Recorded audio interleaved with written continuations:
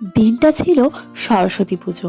মামামকে সকাল সকাল স্নান করিয়ে হলুদ মাখিয়ে তারপরে পরিয়ে দিয়েছিলাম এই সুন্দর লাল পেড়ে হলুদ শাড়িটা। এই শাড়িটা মামামের প্রথম বছর সরস্বতী পুজোয় মানে আগের বছর বাপি মামামকে দিয়েছিল। আগের বছরও পরিয়েছিলাম ঠিকই, কিন্তু মামাম তো আগের বছর শুয়েই ছিল। তাই ভাবলাম এই বছর আর নতুন শাড়ি কিনবো না, এটা পরিয়ে আগে একটু ঘুরে টুরে নিই। তারপরে বাড়ি যাচ্ছিলাম, তো রাস্তাতেই যেহেতু আমার স্কুল পড়বে, তো ভাবলাম মামামকে একটু হাতে করে নিয়ে আমার স্কুলের পুজোটাও ঘুরিয়ে নিয়ে যাই। এরও একটা আলাদা অভিজ্ঞতা, তাই না? তো সেই কারণেই মাম্মামকে নিয়ে গিয়েছিলাম। স্যার ম্যাডামরা ছিলেন, ওনাদের সঙ্গে দেখা হলো। মাম্মামকে সকলেই খুব আদর করলো, কোলে নিয়ে দেখালো। তারপরে কিছুক্ষণ স্কুলে সময় কাটালাম। যদিও আমার কোনো বন্ধু বান্ধব ছিল না, কারোর সঙ্গে দেখা হয়নি, তবে নতুনদেরকে দেখে পুরোনো দিনের সেই কথাগুলো মনে পড়ে যাচ্ছিল বারবার করে।